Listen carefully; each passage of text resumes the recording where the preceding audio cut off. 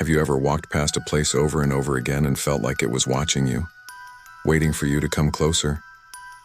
There's an old train station I pass by every night on my way home. I've walked this street for years, and I've always avoided it. Something about that place makes my skin crawl. Every time.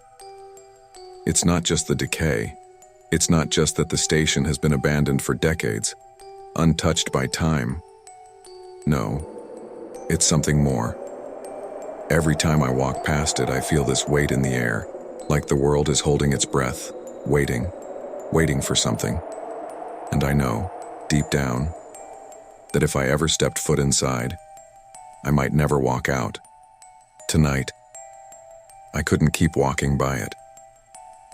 Tonight, something inside me told me I had to go in. Maybe it was curiosity. Maybe it was fate.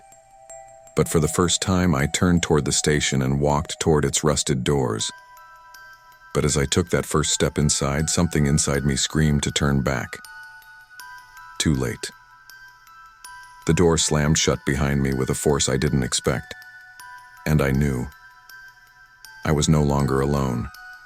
The air was thick, too thick, like the station had been frozen in time. It wasn't just cold, it was unnaturally cold. The kind of chill you feel when something isn't right. But that was nothing compared to what happened next. That whistle. Again, the sound shouldn't have been there. This station hadn't seen a train in decades, maybe even longer. Yet that whistle lingered in the air, calling to me, tugging at my mind. I walked deeper into the station, my footsteps echoing in the oppressive silence. I turned to the clock on the wall, hoping to ground myself, hoping to make sense of the strange feeling gnawing at my gut. But as I looked at the time, I felt the ground beneath me shift. The time, it was changing. Too fast. I blinked, and the hands of the clock spun forward by minutes, then hours.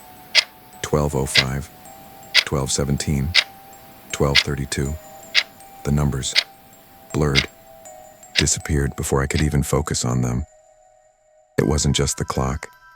It felt like time was slipping away, like I was stuck in a loop, endlessly circling.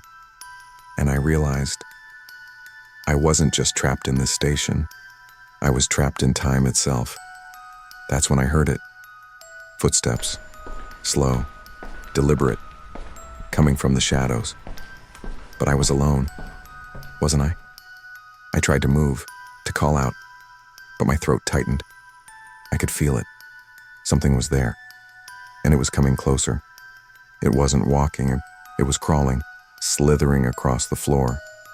The shadows around it, bent and warped, like the very air was alive, shifting with its every movement. I turned to run, but the station seemed to stretch, the walls bending around me. The door was right there, just a few feet away, but it wouldn't open. The handle wouldn't turn, no matter how hard I yanked at it. I was trapped. I heard the footsteps getting louder, closer, too close. I could feel it behind me, its cold presence crawling up my spine. And then it spoke. The whistle. It was here. The train was coming, but not in the way I thought. It was inside the station, inside me, inside time. And as the figure reached for me, I knew I was already part of the loop. The station would never let me leave. And now, I'm just another part of the station. The time keeps looping. The train keeps coming. And I never leave. I'm trapped in a never-ending cycle. Forever. One day, you'll hear the whistle too. And you'll know it's already too late.